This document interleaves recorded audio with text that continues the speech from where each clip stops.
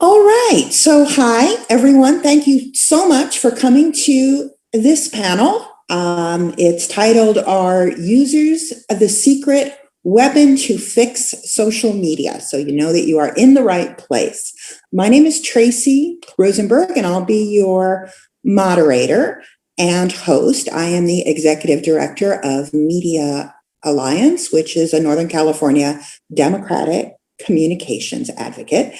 And we have three terrific panelists to share their thoughts and to dialogue with you. They'll introduce themselves a bit as they answer the first question, but we have Jelani Drew-Davi from the Kairos Fellowship, Rewan Al-Haddad from SumofUs, and Brittany from the Facebook Users Union, a project that I am proud to be affiliated with myself. So when we talk about social media accountability, there's sort of a question of what's at stake. What do we mean, and what is this fight actually about? I think that the list of problems that have been identified with social media is sort of huge. Just to throw out a couple of them, and I could probably go on and on for much longer than I'm going to.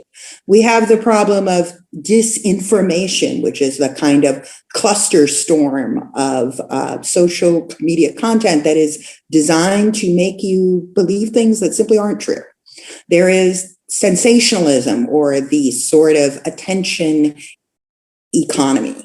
There is societal destabilization, a democracy deficit, and a kind of hyper polarization that makes civic dialogue kind of impossible.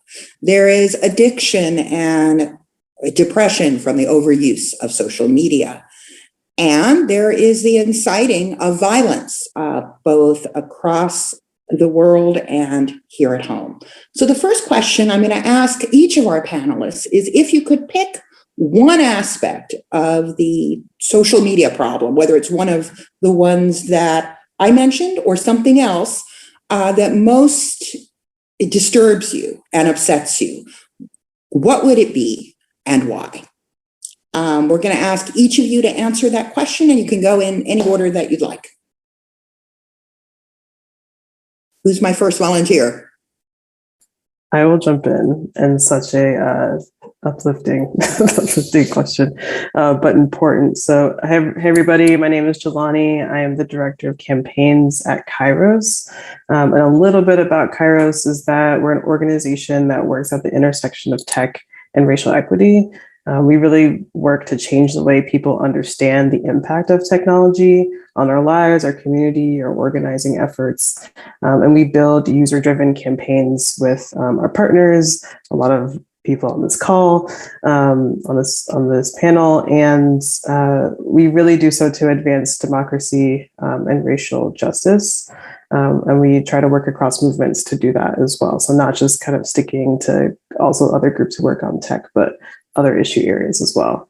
And so when I think about this question, the thing that most upsets me about social media and the way that it's running right now is the spread of disinformation and hate, and the way that the platforms are really designed to do that because of, people say like the algorithm, but it is true, right? Like the algorithms are going to pick the thing that have the most engagement. And so when hate and disinformation are being engaged with more because they get us all riled up, the algorithms tend to push that. And so the way that the platforms kind of like make money and getting attention off these things is what keeps me in my job and sometimes keeps me up at night. But that is what I'll say, and I'll pass it to Rewan if you're ready. Sure. Hello, everybody. My name is Rewan Al-Haddad. I am a campaign director with SumofUs. SumofUs is a corporate campaigning organization. We run all kinds of different corporate accountability campaigns, ranging from big tech to climate finance. We're kind of across the board, but I focus on big tech accountability. I would say, I mean, I was going to go in a similar direction, Jelani. The disinformation crisis is something that also keeps me up at night. I feel like we're at a point now where it's like, how are we going to solve climate change when platforms are actively pushing out climate denial, and lawmakers are using what is being floated around these social media platforms as justification to pass laws that enable climate change. So, when we think about existential crisis, climate change is there. And then, like, how can we even work on climate change when there's disinformation? So I do think of that as one of the key issues and motivators for me. But another thing that does keep me up at night is the mental health implications that we're seeing. If we look historically over time, we can see how teens' mental health is. And around the time when they started using social media and had access to smartphones, we actually see a serious decline in teen mental health. And we saw from the Facebook papers, thanks to Frances Haugen, the actual research that these companies have, specifically in this case, I'm referring to Instagram, of their platforms and their tools actively causing harm to teens. And it's still such a new issue that I feel like we don't even know what the long-term implications are. And I'm a 36-year-old woman and I use social media and I feel the anxiety and I feel the effects that I'm sure a lot of teens feel as well. And I'm, an older, more confident person established in their life. And, I've recently posted a selfie and it was like 10 minutes later, like, oh, I can't believe like I posted that and started to rethink it. And like I said, like I'm a pretty confident person. I can't even imagine what teens are feeling and the harm that this is causing to them in general. So, that's something that really is quite alarming for me. And I could go on with more things. There's a lot on the list, but I'll just stop there for now. Brittany, what do you think?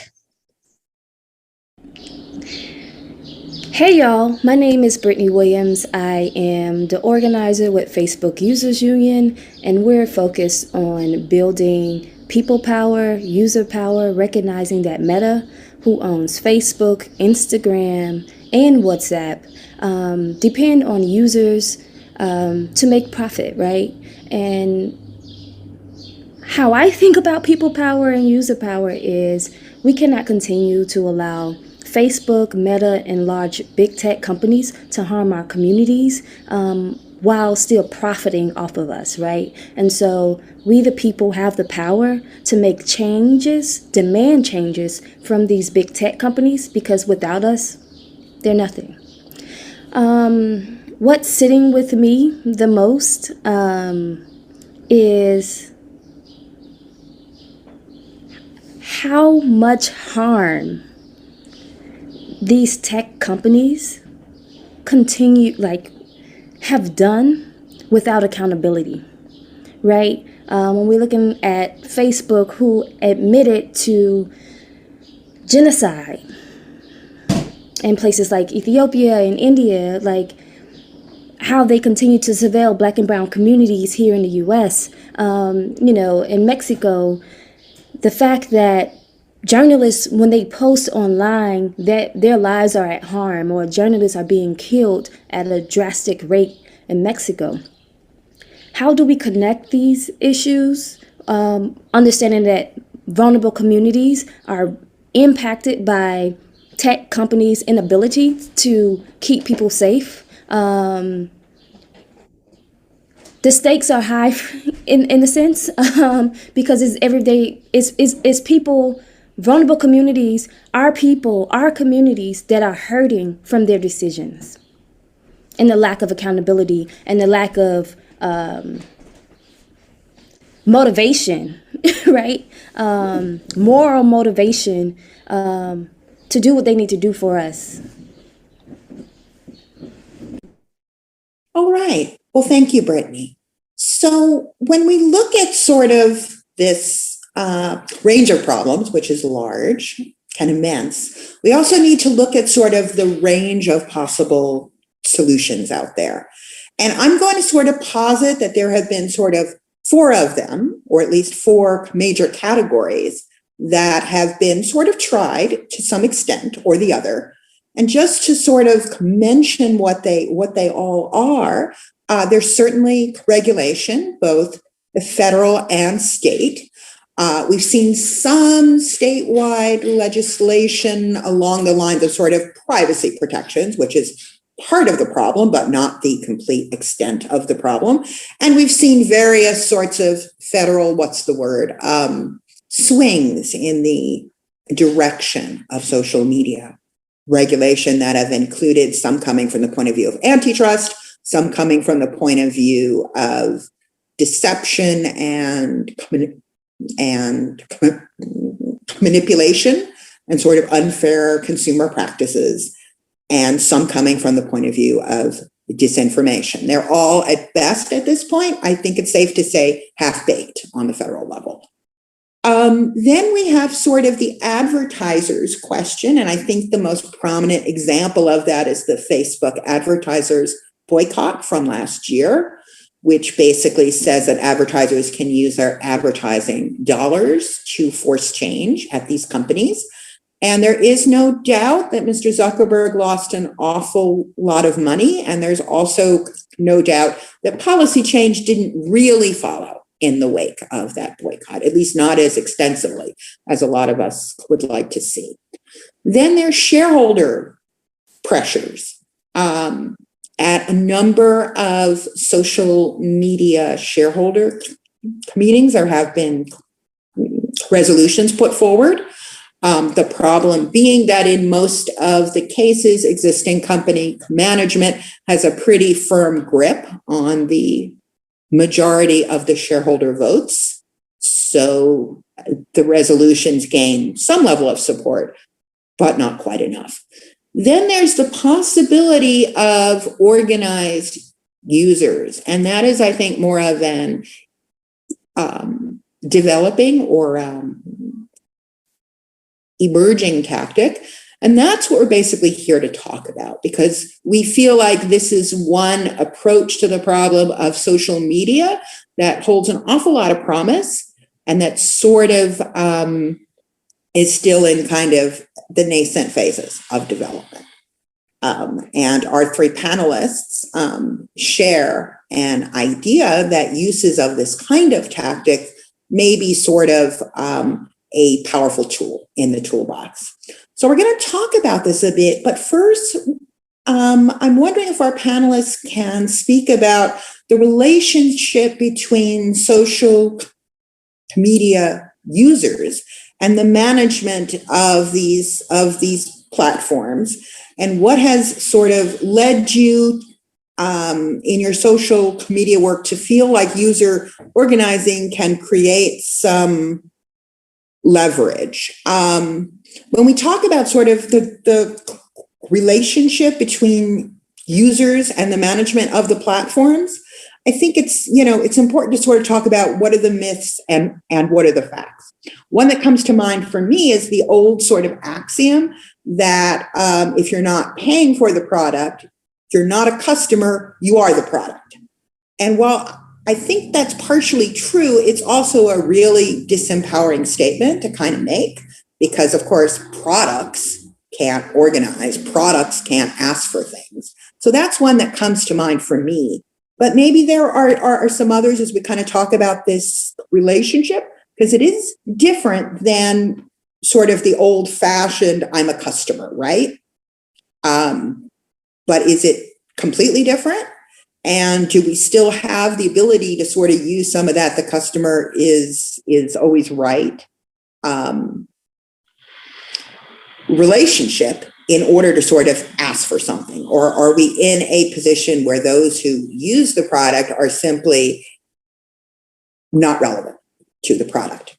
I think the answer, because you're all here, is that users are relevant. But can you talk to me a little bit about how and why? I can jump in. Oh, okay, go for it. Yeah, the way I think about it when I think of that crisis of like, we are the product, in my mind, the word exploitation comes up, and we've seen over history people being exploited at work. And from that, you have labor unions, and actually now labor unions are quite powerful. And so I hope to see a similar kind of evolution for social media users where, yes, now we feel like we are being exploited, but there's hope at the end of the tunnel. There's a light at the end of the tunnel, which is that through organizing the same way laborers and workers organized, we will eventually have more rights. And you hit it on the nail with the data protection issue, which is directly relevant to this whole, like, we are the product problem. We have no actual data protection laws in the US. It's incredible. And we have them a little bit in Europe. We have GDPR, but that's being breached all the time. And so it's kind of wild, but it's going back to the fact that this is really quite a new industry, and we haven't figured out how to make it work. So far, it's just been operating like the Wild West. And so I really do think that in terms of, like, we are the product and that mentality, data protection laws are very, very much necessary. So that's one thing I think of. But then the other thing, to answer your question, in terms of the relationship between users and the platforms, in Q4 of 2021, Facebook had a serious crisis because they lost 500,000 users. And when you think about 500,000 users, I mean, compared to their almost 3 billion users, that's kind of a drop in the bucket, right? It's like 500,000 isn't that big of a deal. But actually, 500,000 people created shockwaves in Facebook. By the way, I still say Facebook. I know I'm supposed to say Meta. I use them interchangeably. I'm sorry. I'll get better at it. Eventually, it'll stick. I just think that Meta is kind of a silly name, so it just hasn't quite stuck. But it created shockwaves for the company, and that's just 500,000 people.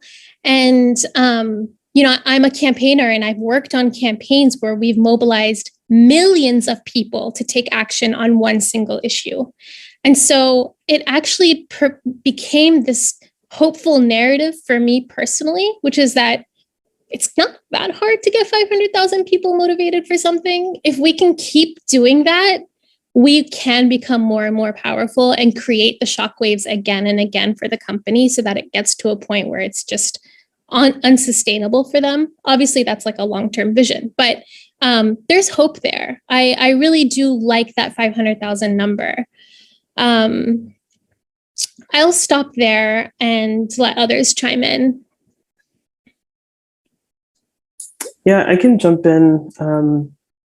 I think, Tracy, what you laid out as far as the things that people have done to hold tech accountable and these platforms accountable are all different ways and different. I think of them as like levers. So, you got to be working on some of the like regulation stuff while folks are working on organizing users and shareholders, et cetera. And so I think all of us here obviously are here because of user organizing. And for me and for Kairos, like that really came about because we weren't seeing a ton of user organizing, and we were thinking the same way that you were thinking, Rewan, about like there's actual people behind these platforms or behind these like profiles, right? And they want to do something. And we were incredibly fortunate to launch our Facebook logout campaign right as the Facebook papers were coming out. And so people were already activated again around Mark Zuckerberg and all the things. And it proved to us that you can organize users, that folks are ready to do something that is a little bit higher bar of an ask. We were asking people to log out for 3 days. And it proved to us that people are ready to do that. And then the next step is creating that constant kind of drumbeat of like, users are the make or break these platforms. Users are the ones who create the content for these platforms. Without us, they are nothing, like Brittany said before.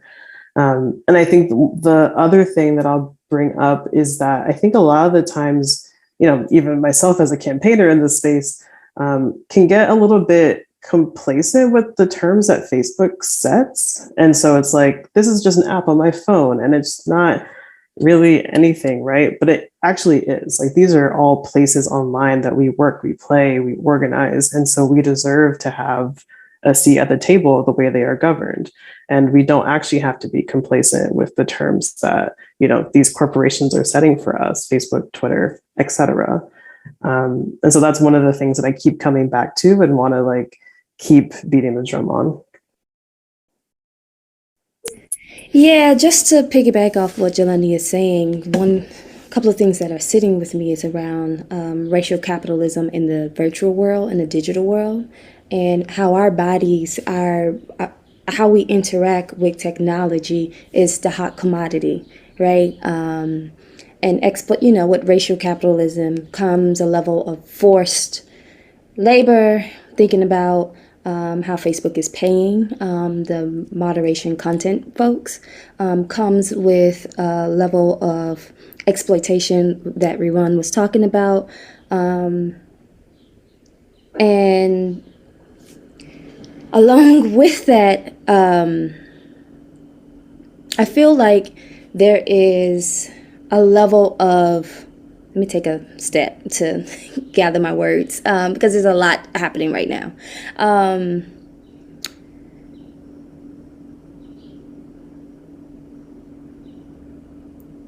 Like recognizing that our bodies' rights, it's like a perpetuation of violence in a way that has started within modernity, right? The start of modernity.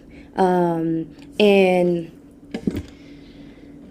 as I'm talking about, like, we have to also take back that language to say, hey, we're actually not users, we are people. We are people that are being harmed.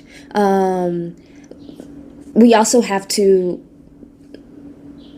really sit with,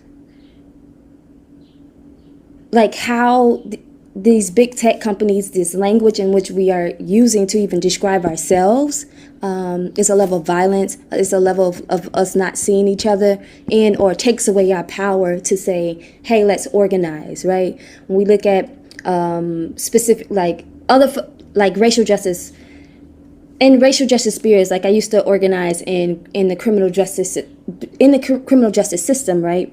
And the first thing that folks would say, would talk about why we need jails or prisons or things like that, but they were not actually speaking to the people who were harmed by the situation to say, hey, what actually do you need? Hey, how can we do reconciliation or restorative justice or transformative justice, right? And so not having,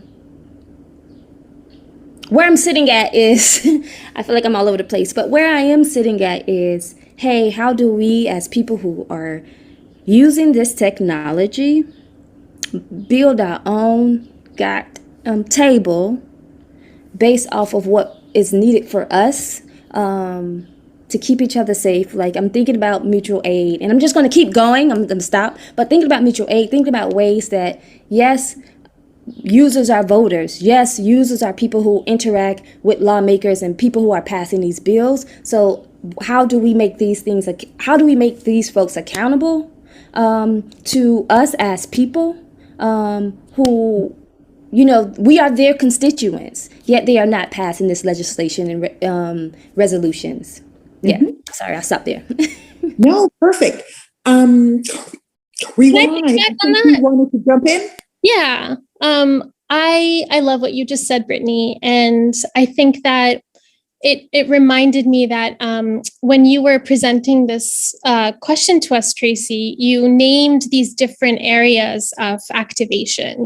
There's the advertisers, there's platform accountability, there's lawmakers, there's shareholders. And then the last one was like users. And that's what we're talking about now. But I actually see the buckets organized a little bit differently and more in tune with what Brittany was just saying, which is like, we can't get any of the other stuff done unless you actually have people power behind it. And so I think the user's name around like this panel and in general, the campaigning that we're doing as like the Facebook Users Union is important because they rely on the users. But I do think that at the core of it, what it means is people power. It's people coming up and demanding action, whether or not they are users. Obviously, users have leverage because they're users. And I'm going back to that 500,000 number that I love so much. But really at the core of it is people power. And nothing gets done, including laws being passed or platform accountability, unless there are people actually demanding it. So anyway, I just wanted to reorganize the way we think of users and piggyback on what Brittany was saying. Great. Okay, just a sort of like a time check and a panel logistics thing. We have one more sort of planned question for our panelists. So I'm going to go ahead and kind of present that. And after we have that last organized question, we are hoping to get into a conversation with you.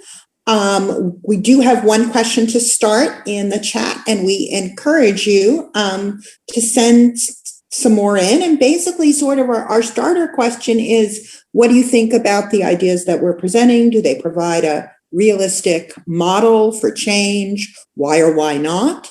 And whatever you heard that resonated. So anyway, last question. Organizing is about leverage and power. We've talked a bit about sort of why we think that user organizing has leverage or the capacity for leverage. But power is the ability to force change, in this case, against some of the most powerful companies on the planet. So the question for the panelists is, can organized users create or build the kind of power that is needed? And what can people do in terms of concrete next steps to kind of help create and build that kind of organized power? Because when you're going up against a big, huge company, power is really what it comes down to. So what does that kind of look like? And for people who were intrigued by the idea, how do they help? How do they get involved?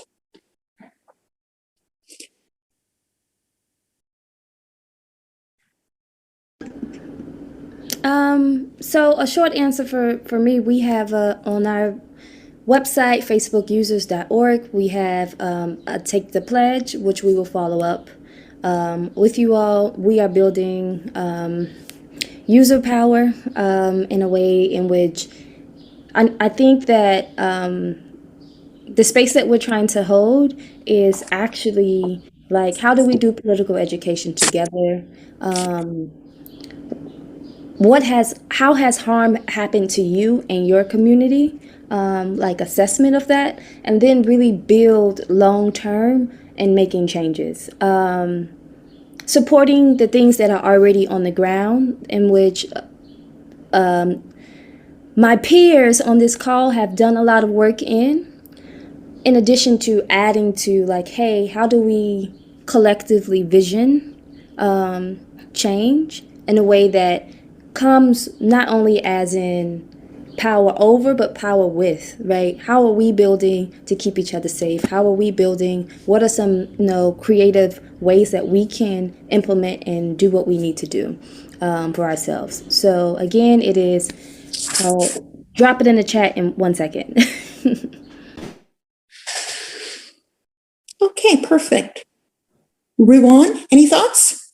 Yeah, I would say,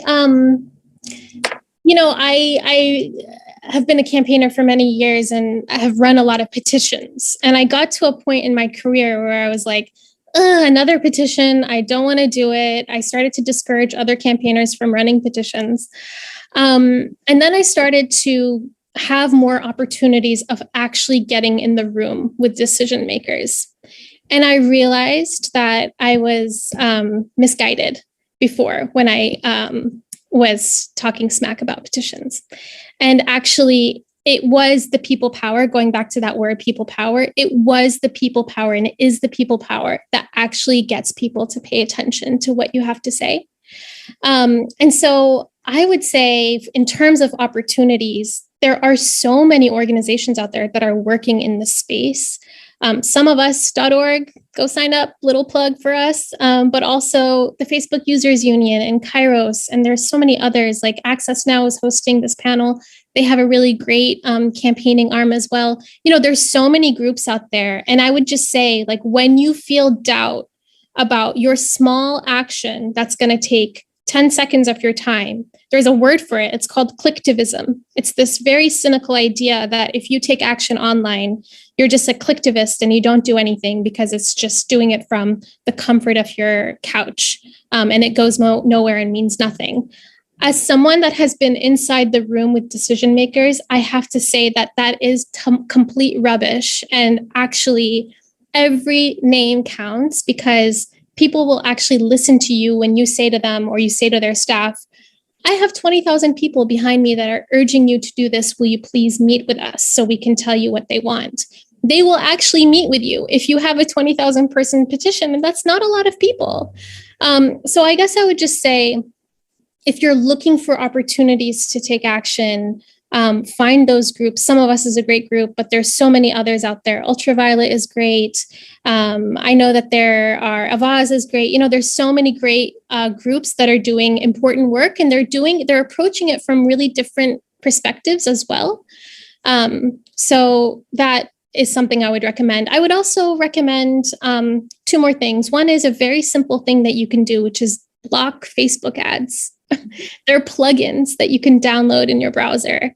And we've seen from also from like the quarterly announcements that when Apple turned off tracking, it really hurt Facebook. It also is one of those things that created shockwaves for the company, because they need our data in order to be able to serve us advertisements. And if they don't have it, then they can't make money.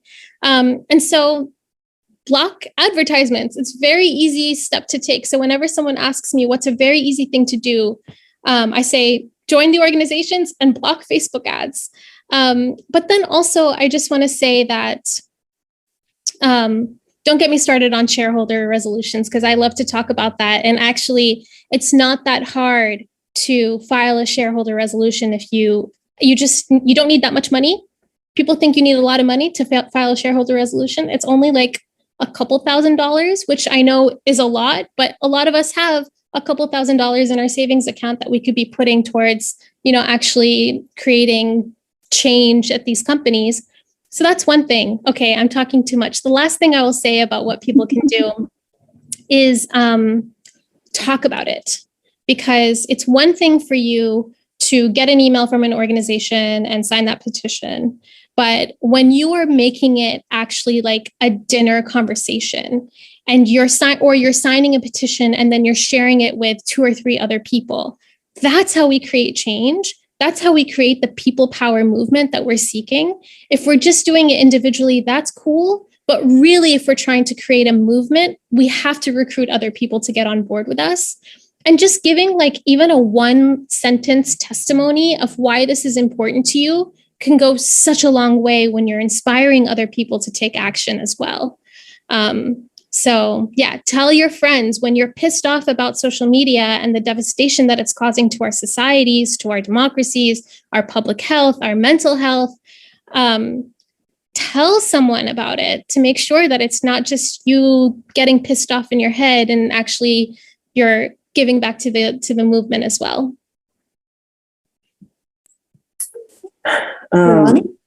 Yeah, I think I'm going to echo a lot of what was already said. Definitely join like an organization like the ones on this call, Facebook Users Union, SumofUs, Kairos. You shout out a lot of like the homies at Ultraviolet, Action Center on Race and Economy, Media Justice, like all of these people, like folks that we like tend to email and work with all the time. Are great organizations to join that all come from different perspectives. I will say also find the perspective that makes the most sense for you, because tech is everywhere and it is impacting all places in our lives, even if you are not a user. And we've seen that, right? We've seen the way that, for example, January 6, 2021, we saw the way that it went from elections to Facebook to offline violence, just like that. And even if you are not a user, that affects you.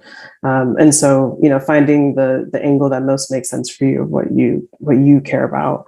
Also talking about it. And then I think the other thing that I'll say is, as far as doing something about it, I think it's also just remembering that you don't have to be complacent, and that you are a user. You're not just a user, you're a person that deserves to be at the table, and that, taking action or logging off or, whatever is about leveraging engagement on the platform in a different way. And so being able to just really shift the mindset when we start talking about social media is an important thing too, because that's a lot of times as campaigners, we're trying to do that work too. And so if there's more people out there who are doing that and talking to their friends and family about it, it really helps the movement out. Okay, we have a couple of questions in the chat from the audience, and I thought at this point we would sort of start answering those. And I encourage folks, if you have any other questions, comments, or thoughts, we would love to hear them. So we're going to start with the first one. So the question is, okay, do you feel that user voices and interests have been sufficiently addressed in emerging regulatory regimes across the world? Various stakeholders claim to speak on behalf of users, but direct user groups have been notably absent in the negotiations. And specifically, would love to hear thoughts in relation to the DSA, the Digital Services Act, which is in the EU.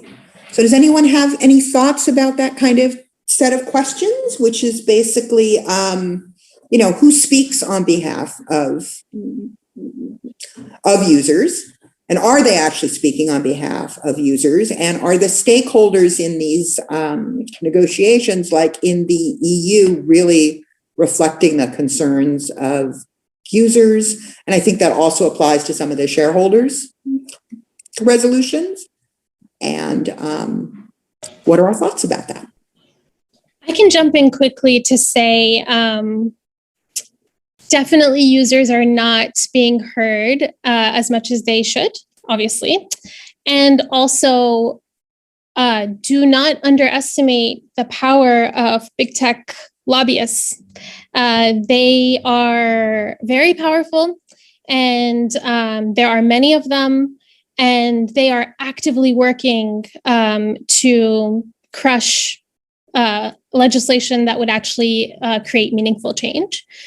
They claim to want regulation, right? That's actually Facebook's major talking point these days, which is we want regulation. We need guidance on how to do content moderation. Please, lawmakers, pass something so that we can have guidance. And it's that's kind of BS, because at the same time, you're lobbying hard to actually not pass the things that would create meaningful change.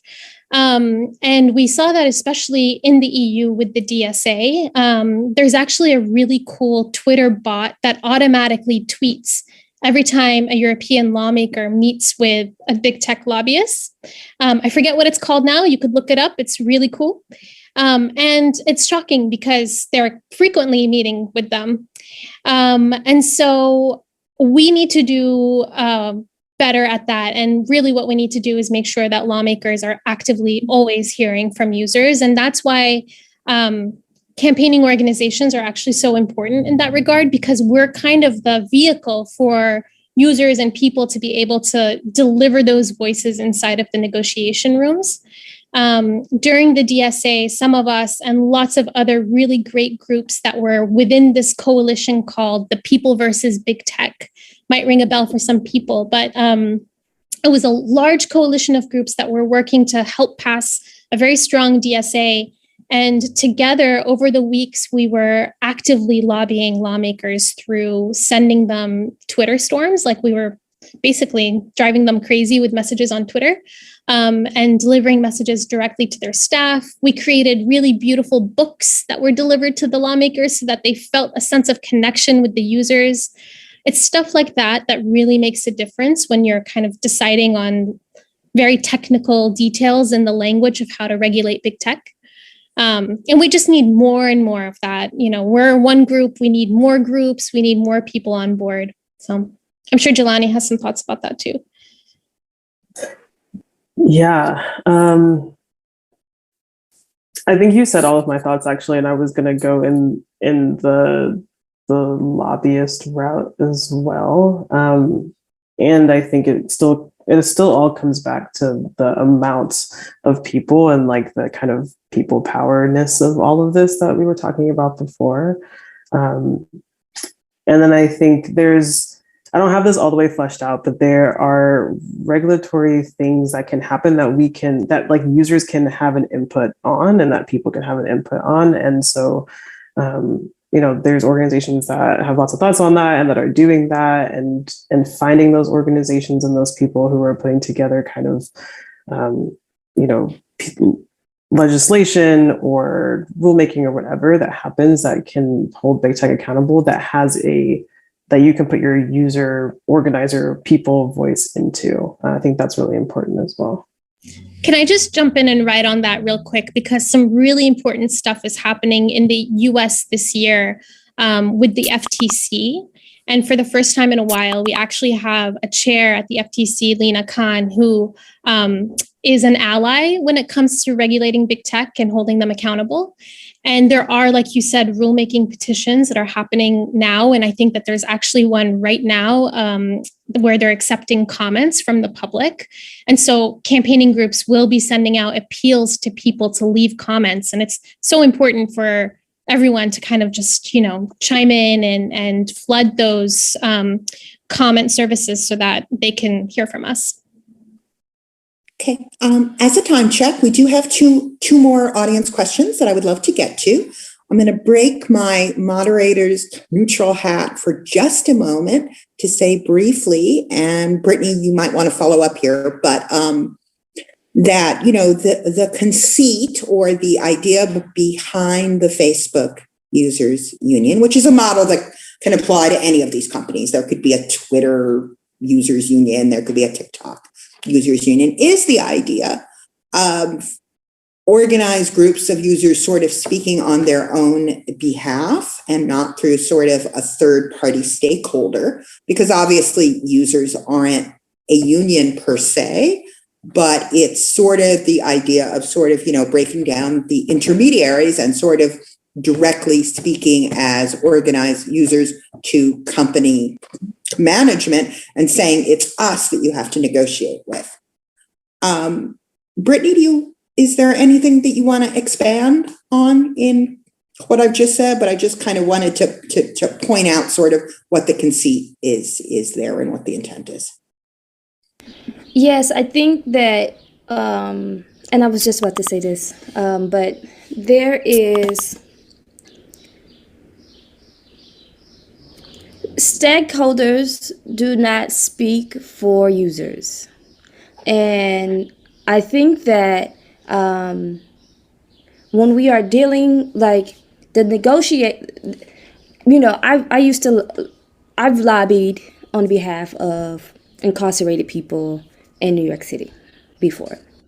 And the issue I have, and I'm for it, I've done it in my organizing career, is I should not have to prove that I'm being harmed and how much the harm is impacted. I understand the talking points in which we give them. I understand the messaging in which we give them that helps them understand the issues.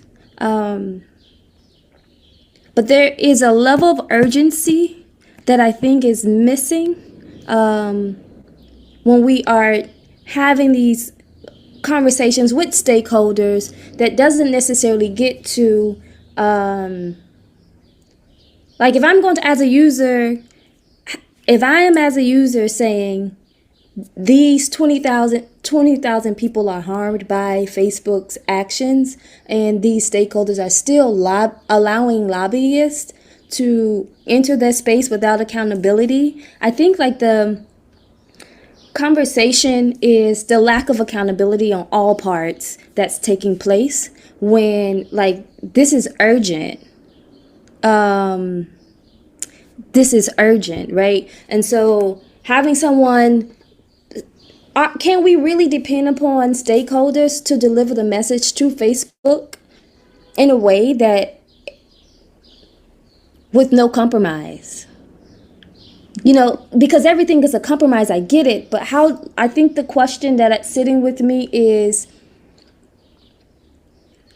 are our screams, are the things that is sitting in our guts with Facebook really being delivered in a way that is transparent, that is, it just doesn't meet the bare minimum. Like, I'm tired of meeting the bare minimum about our lives.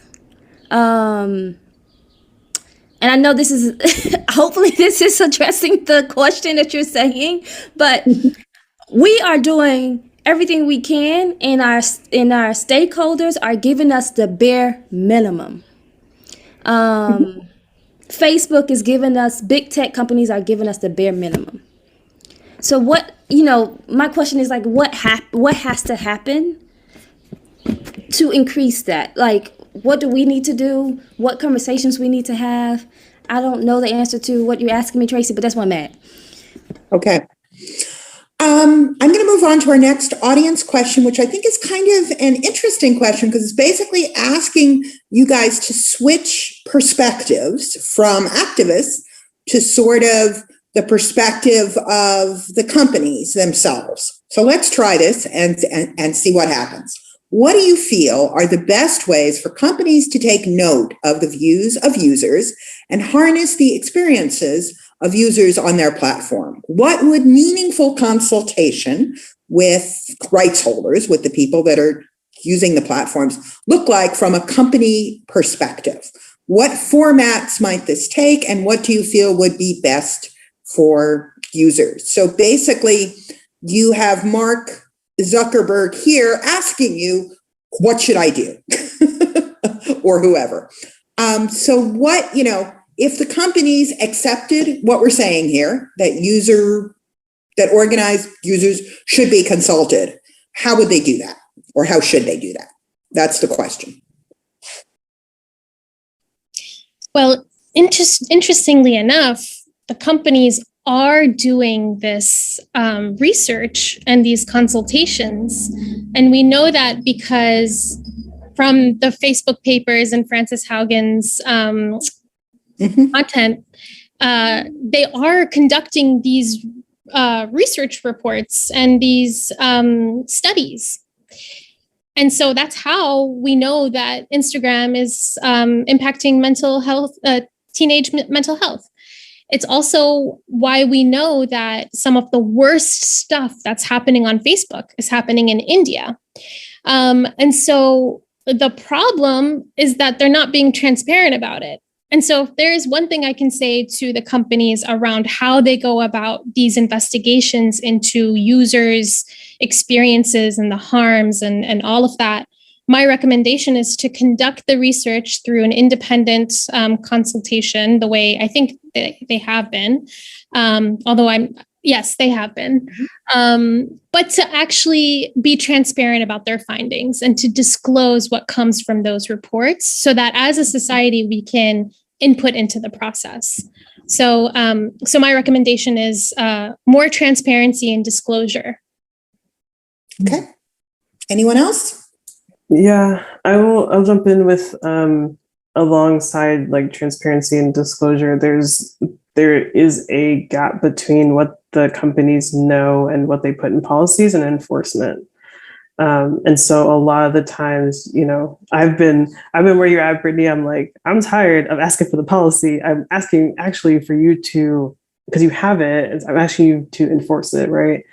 And so I think, you know, kind of to answer the question from what should companies do with the views of users is that they already know how users are feeling. They already know how organizers are feeling and organizations.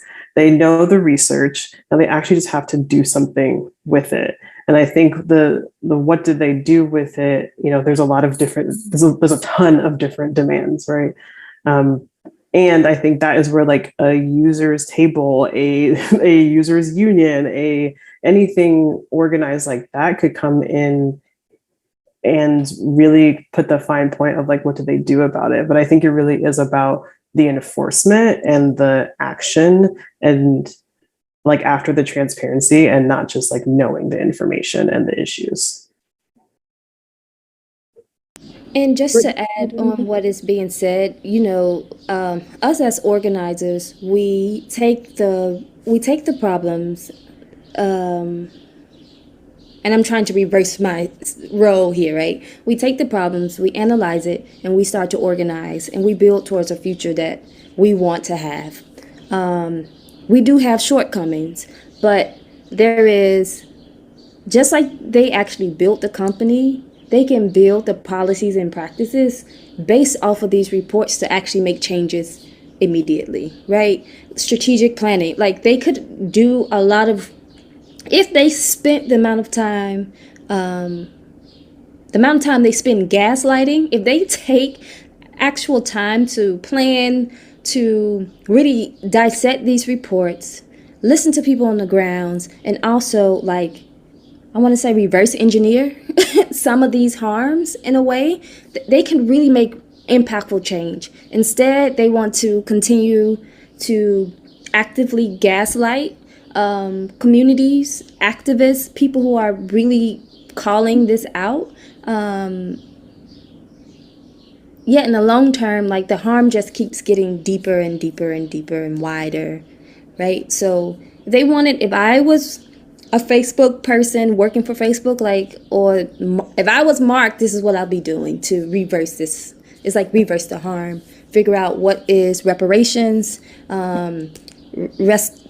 restorative ways to restore some of the harm that's done, and then also the next thing is how to stop it completely. Those are the three things I'll do.